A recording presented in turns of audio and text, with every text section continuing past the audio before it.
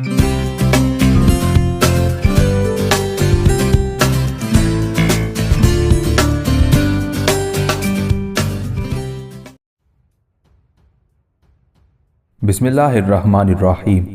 अस्सलामु अलैकुम दोस्तों, उम्मीद आप सब खैर आफियत से होंगे। सुल्तान बहलोल लोधी, एपिसोड 21। उदयपुर के निवाह में पड़ाव के दौरान एक रोज चमड़े की एक खुरजीन उठाए उमर खान अपने खेमे में दाखिल हुआ। उस वक्त खेमे में किरण अकेली बैठी शायद उमर खान की वापसी का इंतजार कर रही थी। उमर खान जब खेमे के दरवाजे पर आया तो अपनी जगह से उठकर किरण ने उसका इस्तकबाल किया। उमर खान आगे बढ़ा, हल्की सी एक चपत उसने किरण के गाल पर लगाई, फिर कहने लगा, किरण, मैंने इससे पहले भी तुमसे कहा था कि जब भी मैं खेमे में दाखिल हुआ करूं तो अपनी जगह से ना उठा करो। देखो, तुम्हारा मेरा एक अटूट रिश्ता है, इस रिश्ते का कोई एहतराम होना चाहिए। उमर खान यहीं तक कहने पाया था कि उसकी तरफ मुस्कुरा कर देखते हुए किरण कहने लगी, अच्छा, मैं आपसे वादा करती हूं कि आइंदा ऐसा नहीं करूंगी। उसके बाद दोनों मियाँ बीवी आमने सामने बैठ गए थे और हाथ में जो खुरजीन उमर खान ने पकड़ी हुई थी वह उसने किरण की गोद में रख दी थी। किरण ने उस खुरजीन का जायजा लिया, फिर उमर खान को मुखातिब करके कहने लगी, ये क्या है? उमर खान मुस्कुराया और कहने लगा, ये माले गनीमत से मेरा हिस्सा मिला है और ये मैंने तुम्हारे सामने ला पेश किया है। उमर खान के उन अल्फाज पर किरण खिलखिलाकर मुस्कुरा दी, कहने लगी, आपको इस तरह ये मेरे सामने लाकर पेश नहीं करना चाहिए। आप तो अच्छा, इससे आगे कुछ ना कहो, पहले सामान का जायजा लो। गौर से उसकी तरफ देखते हुए उमर खान ने कहा था। चुनाचे माले गनीमत में से उमर खान को जो हिस्सा मिला था उसका जायजा किरण लेने लगी थी। उस मौके पर उमर खान कुछ सोचते हुए किरण को मुखातिब करके कहने लगा, किरण, थोड़ी देर तक बहावलदीन और कंपल भी आ जाएंगी। उनकी आमद से पहले पहले मैं एक मामला तुम्हारे साथ तय करना चाहता हूँ। किरण ने जल्दी जल्दी वो सारा सामान खुरजीन में डालकर उसका मुंह बंद कर दिया, फिर कहने लगी, कैसा मामला? उमर खान ने गला साफ किया, होंठों पर जबान फेरी, उसके बाद किरण की तरफ देखते हुए वो कह रहा था, किरण, बात यह है कि बहावलदीन के पास माल की कुछ कमी थी। उसका जिक्र मैंने आज तक तुमसे किया है ना कंपल से। उसने जो मकान खरीदा था उसके लिए भी मैंने उसे कुछ रकम दी थी। कुछ रकम उसने दूसरे सालारों से भी ली थी, इसलिए कि उसके पास कोई जमाशुदा सुरमाया नहीं था। किरण, मैं चाहता हूं ये जो माले गनीमत का मुझे हिस्सा मिला है इसमें से कुछ बहावलदीन को भी दे दूं। इस तरह उसने जो दूसरों का कर्ज देना है वो उतर जाएगा और जो माले गनीमत का हिस्सा उसे मिला है वो जमा हो जाएगा और आने वाले दौर में उसके काम आता रहेगा। देखो किरण, बात यह है कि शादी के मौके पर तुम्हारे पिताजी ने कंपल को जो कुछ दिया था उसका मामला ऐसे ही है जैसे मेरा तुम्हारा। जिस तरह तुम्हारे पिताजी ने जो सामान तुम्हें दिया था वो सारे का सारा महफूज है, उसमें से हम दोनों मियाँ बीवी ने आज तक कुछ खर्च नहीं किया। इस तरह बहावलदीन चाहता है कि कंपल को जो तुम्हारे पिताजी की तरफ से मिला है वो महफूज रहे और बहावलदीन अपने वसाइल से अपना कर्जा उतारे और घर के अखराजात भी पूरे करे। यहां तक कहने के बाद उमर खान जब खामोश हुआ तब कुछ देर तक बड़े प्यारे अंदाज में किरण उमर खान की तरफ देखती रही, फिर कहने लगी, ये आप किस किस्म की गुफ्तगू कर रहे हैं? अगर आप बहावलदीन को कुछ देना चाहते हैं तो मैं क्यों एतराज करूंगी?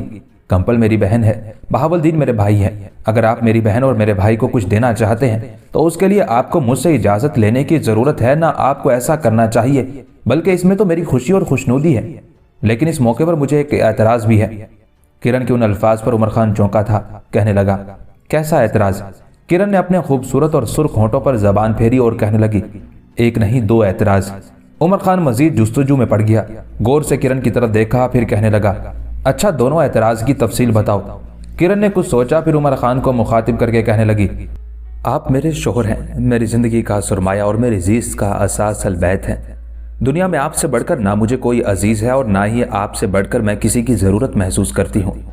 मैंने खुद भी कई मौके पर एतराज किया था कि मेरे पिताजी ने शादी के मौके पर जो कुछ भी मुझे दिया था उसके मालिक आप हैं। उसे आप जहां और जिस तरह भी खर्च करें मैं ना कभी एतराज करूंगी और ना कर सकूंगी। लेकिन आपने उस सरमाए को हाथ तक नहीं लगाया। ऐसा ही एक एतराज मुझे अपने भाई बहावलदीन के खिलाफ है। मुझे तो आज तक बताया ही नहीं गया कि बहावलदीन मकरूज हैं और ये कि मकान की खरीदारी के लिए आपने उन्हें कुछ दिया और दूसरे सालारों से भी उन्होंने रकम ली। अगर मामला ऐसा था तो शादी के मौके पर कंपल को जो कुछ मिला था उसमें से खर्च करते हुए बहावलदीन को अपना कर्ज उतारना चाहिए था, इसलिए कि कंपल बहावलदीन की जात का एक हिस्सा है, वो एक दूसरे से अलहदा नहीं है। जिस चीज़ की मालिक कंपल है उसी चीज़ का मालिक बहावलदीन भी है और जो चीज़ बहावलदीन की मिल्कियत है वही कंपल की मिल्कियत में भी आती है। किरण जब खामोश हुई तो उसकी तरफ देखते हुए उमर खान कहने लगा, किरण, तुमने अच्छा खासा अपने ख्यालात का इजहार कर दिया है लेकिन मेरे सवाल का जवाब फिर भी नहीं दिया। जवाब में किरण मुस्कुराई और कहने लगी, आपके सवाल का जवाब मैंने दे दिया है। माल गनीमत का जो हिस्सा आपको मिला, जो आपने मेरी गोद में रखा, यह अगर सारे का सारा भी आप भाई बहावलदीन के हवाले कर दें तो मैं तो एतराज का एक लफ्ज भी नहीं कहूंगी, बल्कि खामोशी का इजहार करूंगी, इसलिए कि कंपल मेरी बहन और बहावलदीन उस नाते और रिश्ते से मेरा भाई है। किरण का ये जवाब सुनकर उमर खान खुश हो गया था। फिर कहने लगा, किरण, वैसे तो माल गनीमत में जो कुछ बहावलदीन को मिला है उसमें से वो अपना पूरा कर्ज उतार सकता है। मैं चाहता हूं उसके पास कुछ रकम हमारी तरह पसे अंदाज भी हो जाए, और जिस तरह जो असासा तुम लेकर आई हो वो हमने महफूज कर रखा है, उसी तरह जो कुछ कंपल उसके पास लेकर आई है वो भी उसके पास महफूज रहे और मुश्किल और कड़े वक्त में उसके काम आए। उमर खान यहीं तक कहने पाया था कि खेमे में एक साथ बहावलदीन और कंपल दोनों मियाँ बीवी दाखिल हुए थे। मुस्कुराते हुए आगे आए और किरण और उमर खान के सामने आकर बैठ गए थे। उस मौके पर एक गहरी और एतराज भरी निगाह किरण ने बहावलदीन पर डाली और कहने लगी, भाई, मुझे आपके खिलाफ बहुत ही शिकायत, गिले और शिकवे हैं। किरण के उन अल्फाज पर जहां बहावलदीन जुस्तजू में पड़ गया था, वहां कंपल परेशानी से कभी अपनी बहन किरण, कभी उमर खान और कभी कभी अपने शोहर बहावलदीन की तरफ देखने लग जाती थी। किरण के उन अल्फाज के जवाब में बहावलदीन किरण की तरफ देखते हुए कहने लगा, मेरी बहन, मुझसे कोई खता, कोई गलती हुई क्या? मैंने कंपल के सिलसिले में कोई गलती की है? हालांकि मेरे जहन में ऐसी कोई बात नहीं है। अगर ऐसा कोई मामला है तो मेरी बहन खुलकर कहो। जवाब में किरण ने उनकी आमद से पहले उमर खान के साथ जो गुफ्तगू हुई थी वो तफसील के साथ कह डाली थी। यह सारी तफसील जानने के बाद कंपल घूरने के अंदाज में बहावलदीन की तरफ देखने लगी थी। फिर खफगी का इजहार करते हुए कहने लगी, इस सारे मामले का इंकशाफ आपने मुझ पर क्यों नहीं किया? अगर आपके जिम्मे कोई कर्ज था तो जो कुछ मैं लेकर आई थी उसे हमने कहाँ लेकर जाना है? अगर हम अपना पहले वाला कर्ज नहीं उतारते तो फिर जहन्नम में गया ये सारा सुरबाया। आपके इस रवैये से मेरी दिल शिकनी और एक तरह से मेरी दिल शिकस्तगी हुई है। अपनी हालत वाजे करते हुए उस मौके पर बहावलदीन बोल उठा, कंपल, बात यह है कि जिस वक्त मेरी और उमर खान की शादी होने वाली थी तो शादी से पहले हम दोनों ने अहद किया था कि किरण और कंपल को जो कुछ उनके बाप की तरफ से मिलेगा उसे खर्च नहीं करेंगे, बल्कि महफूज सुरमाए के तौर पर वो रहेगा और किसी आड़े वक्त में आने वाली नस्लों के लिए खर्च किया जाएगा। इस पर किरण हल्का सा कहकहा लगाते हुए कहने लगी, जिस तरह आप अपने बीवी बच्चों का ख्याल, उनकी देखभाल कर रहे हैं, ऐसे आने वाली नस्ल के अफराद भी अपना आप संभाल लेंगे। उस मौके पर उमर खान ने दखल अंदाजी की और कंपल की तरफ देखते हुए कहने लगा, कंपल, इसमें अकेले बहावलदीन का कसूर नहीं है, इसमें मैं भी मुलव्विस हूँ। हम दोनों ने मिलकर यह फैसला किया था। अब तुम्हें परेशान होने की जरूरत नहीं है। कंपल, तुम जानती हो, बल्कि मैं इससे पहले एक मौके पर तफसील के साथ तुम्हें बता चुका हूँ कि मेरे और किरण के पास उस सरमाए के अलावा जो किरण लेकर आई थी और भी खासा बड़ा मजबूत सरमाया है। मैं उसी हालत में अपने भाई बहावलदीन को भी लाना चाहता हूं। तुम दोनों की आमद से पहले इसी सिलसिले में किरण से बात कर रहा था। आज मुझे माल गनीमत से जो हिस्सा मिला है उसमें से मैं बहावलदीन के जिम्मे जिस कदर कर्ज है वो उतारूंगा। बहावलदीन को जो आज माल गनीमत मिला है ये एक तरह से उसके पास महफूज सरमाए की इब्तदा हो जाएगी। यहाँ तक कहने के बाद उमर खान जब खामोश हुआ तब गौर से उसकी तरफ देखते हुए कंपल बोल उठी थी, भाई, आप उम्र में भी रिश्ते में भी मुझसे बड़े हैं, बड़े भाई की जगह है। मैं आपके खिलाफ एक लफ्ज तक नहीं बोल सकती, लेकिन आप दोनों ने मिलकर जो फैसला किया है वो बिल्कुल गलत है। कंपल अपनी बात मुकम्मल ना कर सकी, इसलिए कि बीच में किरण बोल उठी और कंपल को मुखातिब करके कहने लगी, कंपल, अब तुम एक लफ्ज नहीं कहोगी। जो फैसला तुम्हारे भाईजान ने किया है उस पर अमल किया जाएगा। तुम्हारे भाई को आज माले गनीमत से जो हिस्सा मिला है उसमें भाई बहावलदीन के सारे वाजिबात अदा कर दिए जाएंगे। इस तरह ये दोनों भाई अपने महफूज सरमाए के लिहाज से एक सतह पर आ जाएंगे और इसी में हम दोनों की खुशी और इसी में हम दोनों की खुशनुदी और तमानियत है। किरण के उन अल्फाज का जवाब कंपल देना ही चाहती थी कि खेमे के दरवाजे की तरफ देखते हुए वो एकदम खामोश हो गई और बेपनाह खुशी का इजहार करते हुए अपनी जगह पर उठ खड़ी हुई थी।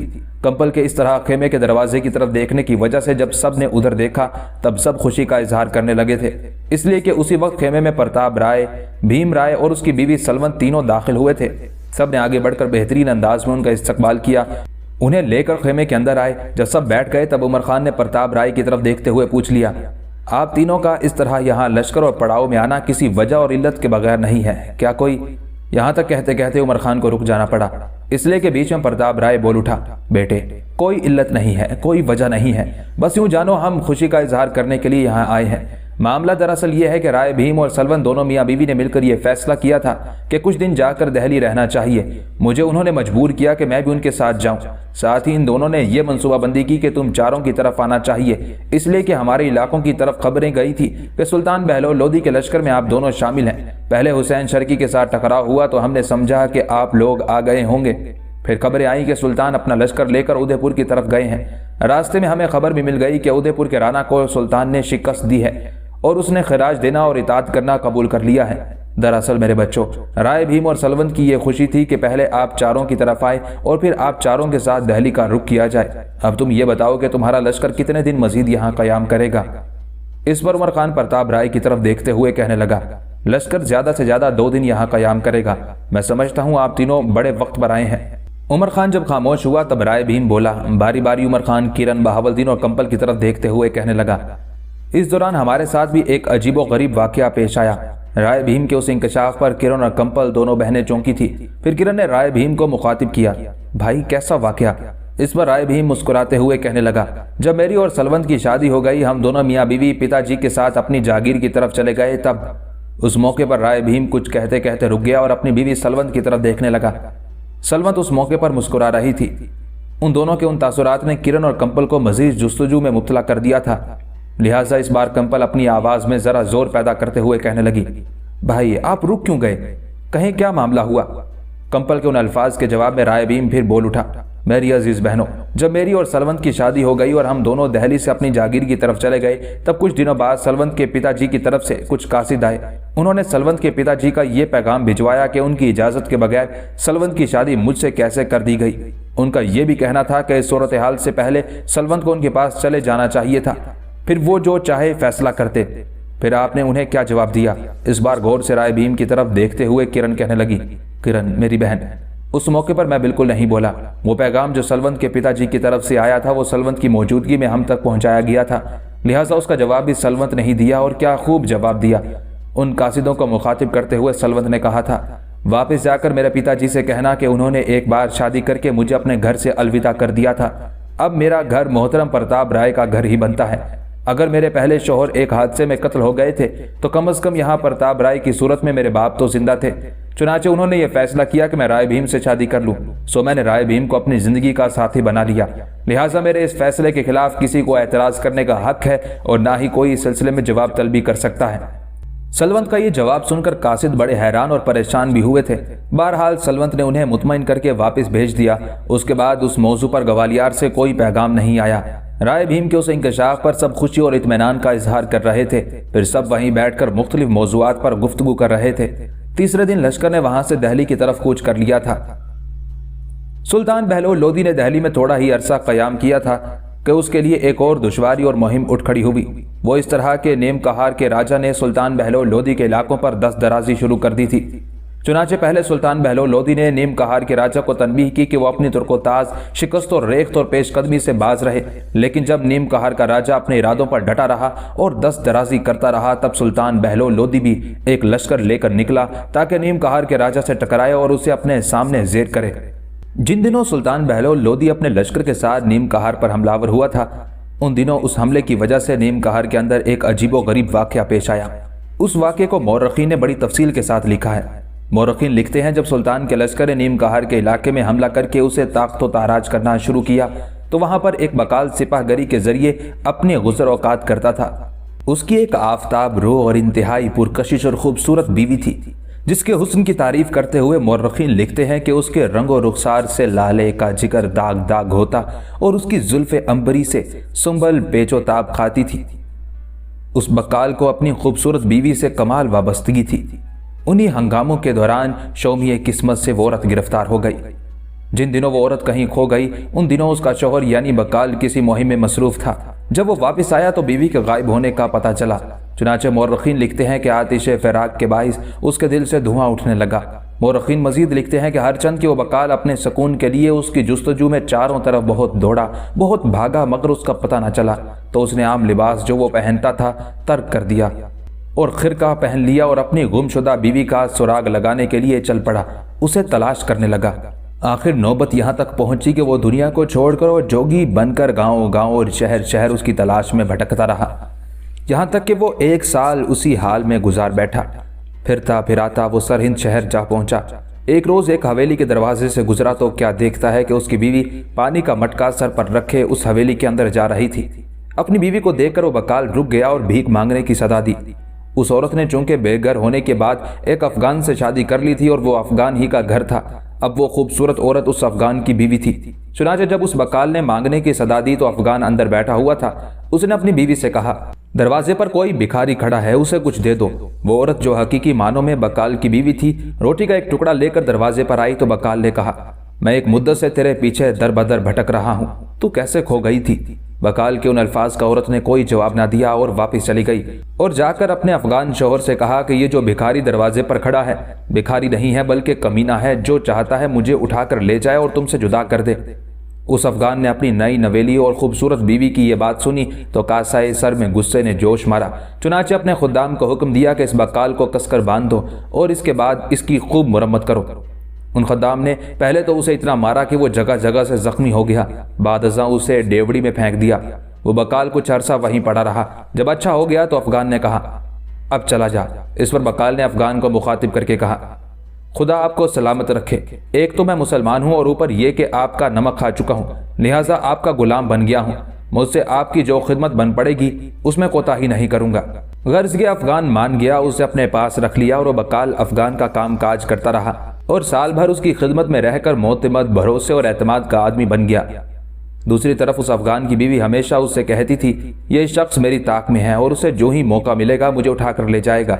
अपनी बीवी के उन अल्फाज के जवाब में अफगान कहता, इसकी वजह से मेरे बहुत से काम ठीक हो रहे हैं, मगर तू है कि राजी नहीं होती। वो मेरे सामने तुझे बहन कह चुका है। अलगर्ज अफगान ने उस पर बेहद एतमाद किया, यहाँ तक कि अपने घर का सारा कारोबार उसके सपुर्द कर दिया। इसी असना में सुल्तान बहलोल लोदी को दिलमों के इलाके की मुहिम पेश आई और अफगान भी लश्कर के साथ चला गया। जब आगरा के निवाह में पहुंचे तो एक दिन वो अफगान पहरे के दिन से पहले ही अपने सरदार के साथ रवाना हो गया और बकाल को हुक्म देता गया कि सारा सामान ऊँटों पर लाद कर ले आए। चुनाचे बकाल ने ऐसा ही किया और उस औरत को एक बग्गी में सवार करा दिया। चुनाचे बग्गी के घोड़ों को हाँकने की जिम्मेदारी बकाल ने अपने ऊपर ले ली। जब सामान के ऊँट उस अफगान के पास पहुंचे और बग्गी ना पहुंची जिसमें उसकी बीवी थी तो उसने अपने खुद्दाम को मुखातिब करके पूछा, मेरी बीवी कहाँ है? मुलाजमीन ने कहा कि पीछे आ रही है। जब देर हो गई तो अफगान ने जान लिया कि बकाल उसकी बीवी को ले भागा है। उसी वक्त एक बर्क रफ्तार घोड़े पर सवार हुआ और बकाल की तलाश में रवाना हो गया। दूसरी तरफ बकाल जो औरत को किसी दूसरे रास्ते से लेकर गया था, करीब ही उतर पड़ा और सो गया। वो औरत अपने अफगान शौहर की जुदाई में बैठी रो रही थी कि वो अफगान भी वहां पहुंच गया। औरत की नजर अफगान पर पड़ी, बेहद खुश हुई, उठ खड़ी हुई, उसका खैर मकदम किया और कहने लगी, मैंने तुझसे कहा नहीं था कि यह कमीना मौके की तलाश में है कि मुझे ले भागे? वो अफगान घोड़े से उतरा, बकाल की कोड़ों से खूब मुरम्मत की, फिर घोड़े के रस्से से बांधकर उसे एक दरख्त से लटका दिया और खुद ज़ेन पोश जमीन पर डाला और सो गया। औरत उसके पांव सहलाने लगी और उससे हंसने हंसाने की बातें करने लगी। फिर उसने एक जामदान से जाम निकाला, उसमें पानी डाला और मिश्री मिलाकर शरबत तैयार करके कुछ तो खुद पिया और जो बाकी बचा उसे पड़ा रहने दिया। उसके बाद औरत को भी नींद आ गई और वो बेसुध सी होकर सो गई। बकाल जो वैसे ही दरख्त से लटका हुआ था कि क्या देखता है कि एक इंतहाई स्याह रंग का सांप दरख्त से नीचे उतर रहा है। वो सांप उसी रस्से से होता हुआ उसके पांव तक आ पहुंचा। बकाल ने सोचा सांप उसके पांव पर डसकर उसे हलाक कर देगा, अच्छा है इस मुसीबत से निजात मिल जाएगी। चुनाचे वो सांप उसके बदन से रेंगता हुआ जमीन पर पहुंचा। उसने अपना मुंह उस प्याले में डाल दिया और अपना जहरीला लुआब उसमें डालकर बकाल के जिस्म पर रेंगता हुआ फिर उसी रस्से की मदद से दरख्त पर जा चढ़ा और गायब हो गया। थोड़ी देर के बाद अफगान बेदार हुआ और औरत के पीने के बाद जो शरबत बचा हुआ था और प्याले में था जिसमें सांप ने मुंह डालकर कुछ पिया था, वो अफगान पीकर फिर सो गया और सोते ही हलाक हो गया। अचानक वो रस्सा जो बकाल के पांव से बंधा हुआ था टूट गया और बकाल जमीन पर आ गिरा। चुनाचे उस बकाल ने अपने पांव से रस्सा खोल दिया, अफगान के मुंह से चादर हटाई तो देखा वो मर चुका है और उसका जिस्म भी रेजा रेजा हो गया है। चुनाचे उस बकाल ने उस औरत को जगाया और उससे मुखातिब करके कहा, उठ और कुदरत इलाही का तमाशा देख के दस्ते गैब ने कैसे मेरा इंसाफ किया है। अगर तूने अब भी मुझसे मुंह मोड़ा तो इसी तरह नाबूद हो जाएगी जिस तरह ये अफगान खत्म होकर अपने इंतहाई बुरे अंजाम को पहुंचा है।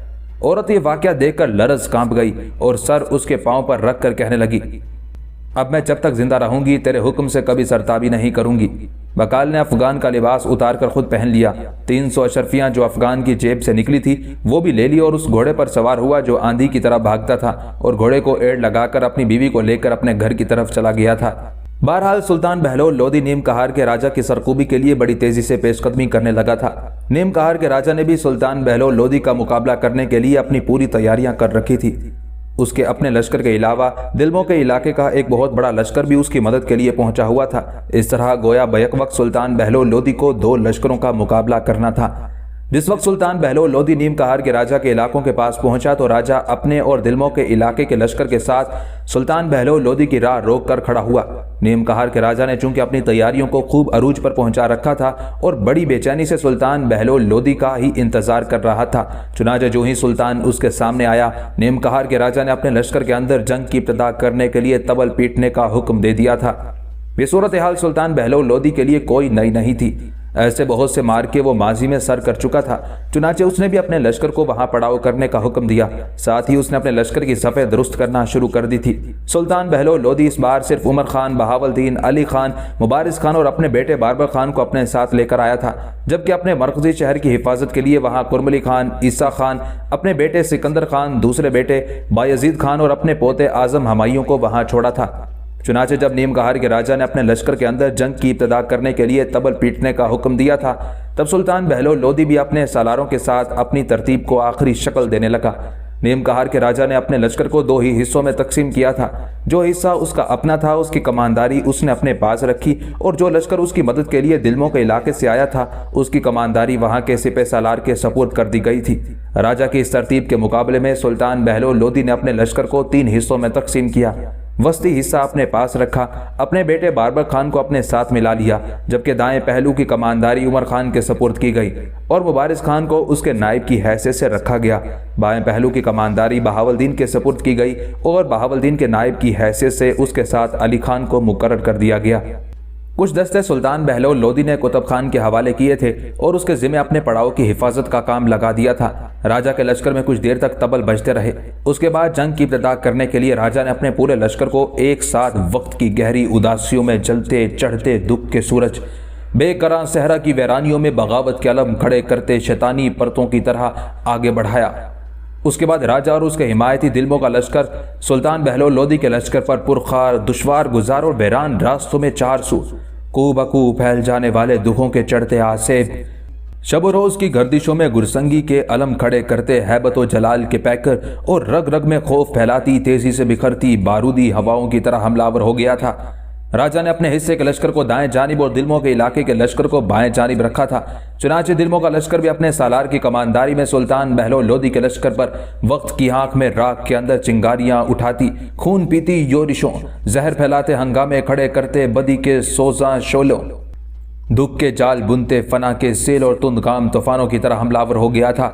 جس وقت نیم کہار کے راجہ نے اپنے لشکر کو آگے بڑھایا تھا، اسی وقت تکبیریں بلند کرتے ہوئے سلطان بہلول لودھی نے بھی اپنے لشکر کو اسم و جسم میں اتوار کا انتشار، نبض و نفس میں بحرانی گردشیں اٹھاتی انوکھی قوتوں کے بحر بے کراں، اپنے مقدر کی راہیں تلاش کرتے آسمان پر سرگرداں بھورے بادلوں کے قافلے کی طرح آگے بڑھایا۔ اس کے بعد سب سے پہلے سلطان بہلول لودھی اپنے حصے کے لشکر کے ساتھ راجہ پر اخلاص اور استقامت کو گلے لگاتی، مستی میں جھاگ اڑاتی تند جولا، گرم بگولوں، سمندر کے ساحل کی گیلی ریت تک کو صحرا میں دفن کر دینے والے ریاضتوں کے ہنر، سارے جوش و جذبے، ساری حرکات اور حرارت کو منجمد کر دینے والے بحر کے اضطراب کی طرح ٹوٹ پڑا تھا۔ سلطان بہلول لودھی کے فوراً بعد عمر خان نے دائیں طرف سے اپنے کام کی ابتدا کی، اور وہ بھی غرور و تکبر اور تعصب اور گھمنڈ کو دھواں بنا کر اڑا دینے والی بربادی کی پرچھائیوں، آہوں کی طوفان خیزیاں، بے بسی کی المناک چیخیں کھڑی کرتے نقشگر کے ہنر تک کو موت کی تاریکیوں میں ڈبوتے خدشات کے گرداب اور دشمن کے لشکر کے اندر پیاسے سرابوں کی سی تشنگی پیدا کرتی جرأت مندی کی آبائی روایات کی طرح حملہ آور ہو گیا تھا۔ جب سلطان بہلول لودھی اور اس کا بیٹا باربک اپنے کام کو انجام دے چکے، اس کے بعد عمر خان اور مبارز خان بھی دشمن پر ٹوٹ پڑے، تب لشکر کے بائیں حصے کے ساتھ بہاول الدین اور علی خان وقت کے دھندلکوں میں ذلت کی آگوش، بدبختی کے غاروں کو گھولتے سلگتے صحرا کی بنجر تپتی ریت، شام کی بے نوائیوں میں زیست کی بدبختی میں اضافہ کرتی سرکش ہواؤں کی مار، اور وقت کے زندان میں ہر شے کو لہو لہو کرتی جبر و اذیت کی ڈستی صداؤں کی طرح حملہ آور ہو گیا تھا۔ یوں نیم کہار کے راجہ کی سرحدوں پر دونوں لشکروں کے ٹکرانے سے بڑے بڑے زیرک اور فرزانہ تباہی کے غاروں میں کھونے لگے تھے، نگاہیں زندگی کے اسرار سے محروم ہونے لگی تھی، دھیمے دھیمے سلگتی دھوپ میں پتریلے راستوں کی مسافتوں پر بڑے بڑے تیغ زنوں کی ناموس اور انانیت انجام کو پہنچنے لگی تھی، رات بھرے قیامت خیز جبر، لامحدود پیاسے صحرا سی فتنہ گری میدان جنگ کے اندر رقص کرنے لگی تھی، وقت کے لال و مرجان لمحے لہو لہان سنگریزوں میں تبدیل ہونے لگے تھے، قضا کی انہونی صدائیں 4 سو رقص کرنے لگی تھی، راجا نے اپنی طرف سے پوری کوشش کی کہ سلطان بہلول لودھی کو مار بھگائے، لیکن آہستہ آہستہ اس پر سلطان کی طرف سے جبر اور دباؤ بڑھتا چلا گیا تھا۔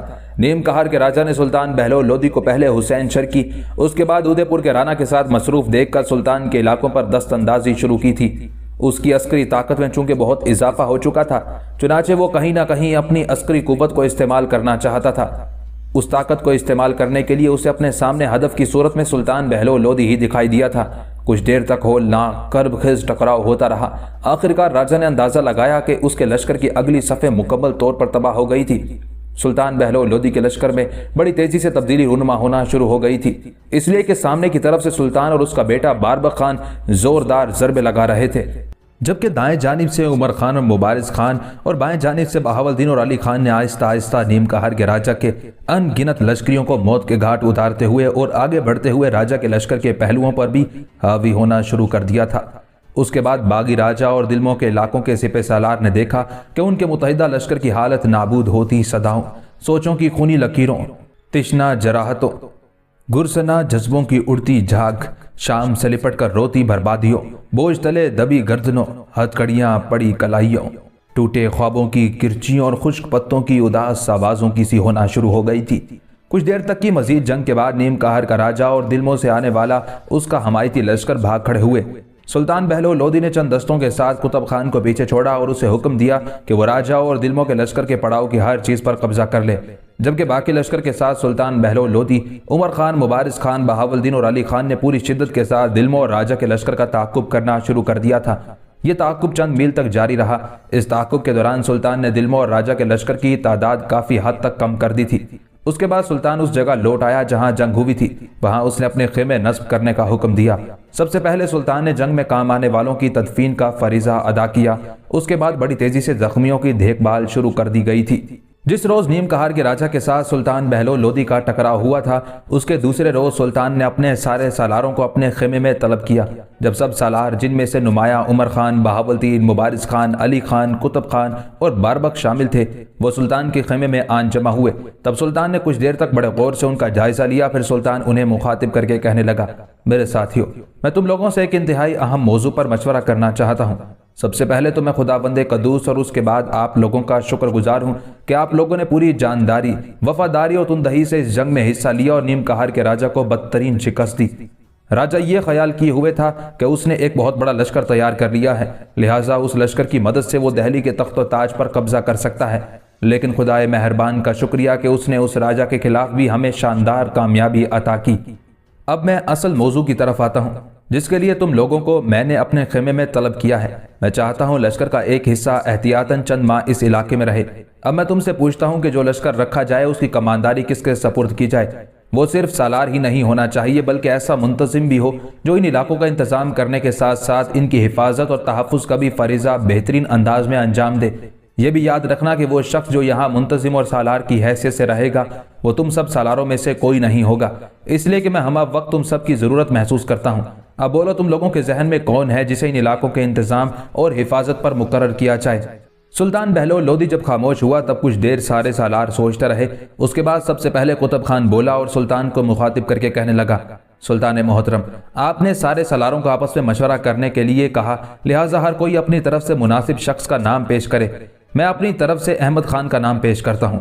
میرے خیال میں ان علاقوں کی وہ خوب دیکھ بھال کرے گا اور وہ ایک اچھا منتظم بھی ہے۔ وہ حج پر گیا ہوا تھا، اب وہ لوٹ بھی آیا ہے۔ میرے خیال میں اگر اسے ان علاقوں کا ناظم مقرر کر دیا جائے تو آنے والے دور میں نیم کہار کے راجا کو کبھی جرت نہیں ہوگی کہ وہ اس طرف سے ہمارے علاقوں کو ہدف بنانے کی کوشش کرے۔ جب تک قطب خان بولتا رہا سلطان بہلول لودھی بڑے غور سے اس کی طرف دیکھتا رہا۔ جب وہ خاموش ہوا تب بیزاری اور نفرت کا اظہار کرتے ہوئے سلطان بہلول لودھی کہنے لگا، احمد خان اس قابل نہیں ہے، نہ وہ اچھا منتظم ثابت ہو سکتا ہے اور نہ ہی وہ ایک اچھا سالار۔ قطب خان، جس وقت احمد خان حج کے لیے نہیں گیا تھا اس وقت میری نگاہوں میں اس کی بڑی عزت، بڑا احترام اور وقار تھا۔ میں آنکھیں بند کر کے اس پر اعتماد اور بھروسہ کر سکتا تھا اور مجھے اس کی ایمانداری اور اس کے خلوص پر کوئی شک و شبہ نہیں تھا۔ لیکن حج سے واپس آنے کے بعد اس نے ایک ایسا واقعہ بیان کیا جسے سن کر میں اس نتیجے پر پہنچا ہوں کہ احمد خان بلا کا جھوٹا اور فریبی انسان ہے۔ جھوٹ بھی چھوٹا موٹا نہیں بولتا، بین الاقوامی قسم کا جھوٹ بولتا ہے۔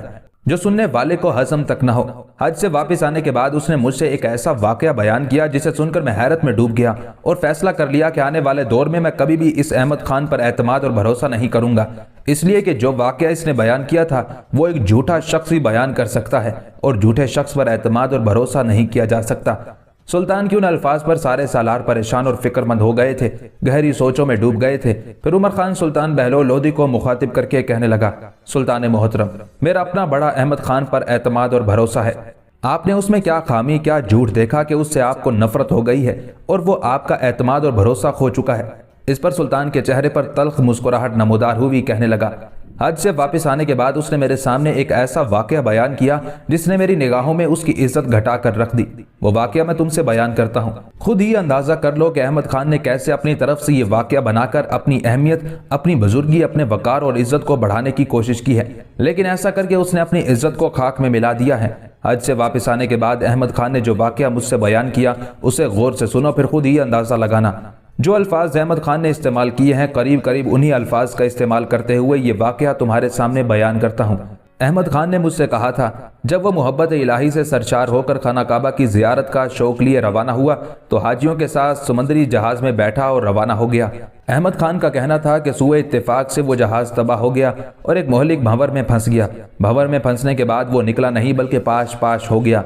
सब सवार उस होलनाक समंदर में गर्क हो गए, मगर अहमद खान का कहना है कि वो और 3 और अशखास एक तख्ते पर रह गए और उसी वक्त समंदर के अंदर तेज हवाओं ने चलते हुए उन चारों को एक जजीरे में पहुंचा दिया।